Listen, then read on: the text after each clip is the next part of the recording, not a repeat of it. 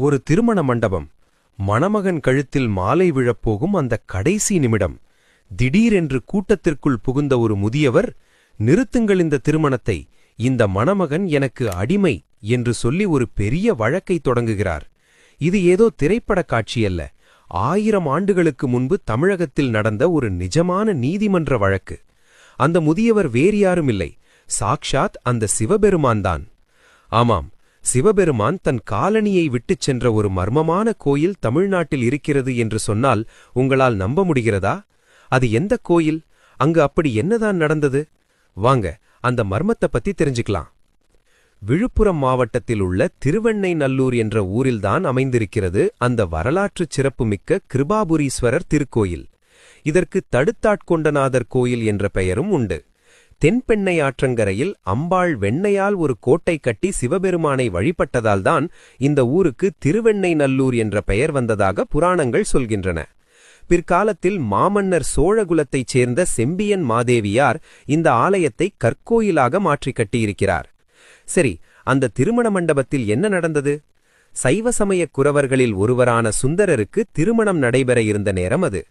அப்போது சிவபெருமானே ஒரு வயதான முதியவர் ரூபத்தில் வந்து, சுந்தரர் என் அடிமை என்று கூறி திருமணத்தை தடுத்து நிறுத்தினார். சுந்தரரோ கடும் கோபத்தில் அந்த முதியவரை பித்தன், கிறுக்கன் என்றெல்லாம் விமர்சித்தார்.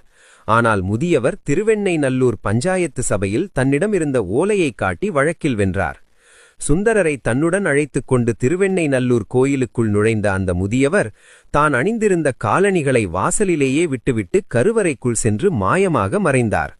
அப்போதுதான் சுந்தரருக்கு புரிந்தது, வந்திருந்தது ஒரு சாதாரண மனிதரல்ல, அகிலாண்ட கோடி பிரம்மாண்ட நாயகனான சிவபெருமான்தான் என்று. இறைவன் சுந்தரரிடம், என்னை திட்டினாயே, அந்த பித்தன் என்ற வார்த்தையையே முதல் வார்த்தையாக வைத்து என்னை பாடு என்று அடியெடுத்துக் கொடுத்தார். அப்போது சுந்தரர் பாடிய அந்த முதல் தேவார பதிகம்தான் உலக புகழ்பெற்ற பித்தா பிறைசூடி பெருமானே அருளாளா என்ற அற்புதமான பாடல். இன்றைக்கும் இந்த ஆலயத்தில் ஒரு மிகப்பெரிய சிறப்பு உண்டு. பல வருடங்களாக தீர்க்க முடியாத நீதிமன்ற வழக்குகள், சொத்து பிரச்சனைகள் அல்லது பொய் வழக்குகள் இருந்தால் இங்குள்ள வழக்காடீஸ்வரர் சன்னதியில் ஒரு விண்ணப்பம் எழுதி கொடுத்தால் போதும். எப்படி சுந்தரருக்காக இறைவன் நேரில் வந்து வழக்காடினாரோ அதே போல உங்களுடைய நியாயமான வழக்குகளிலும் உங்களுக்கு ஒரு நல்ல தீர்வை அந்த இறைவன் வழங்குவார் என்பது பக்தர்களின் அசைக்க முடியாத நம்பிக்கை. வழக்கு தீர்ந்த பிறகு அந்த மனுவை திரும்பப் பெற்று இறைவனுக்கு அபிஷேக ஆராதனைகள் செய்வது இங்குள்ள முக்கிய நேர்த்திக்கடனாக இருக்கிறது. சிவபெருமானே நேரில் வந்து வழக்காடிய இந்த திருவெண்ணைநல்லூர் கோயில் உங்களுடைய வாழ்க்கை பிரச்சனைகளுக்கும் ஒரு சிறந்த தீர்வாக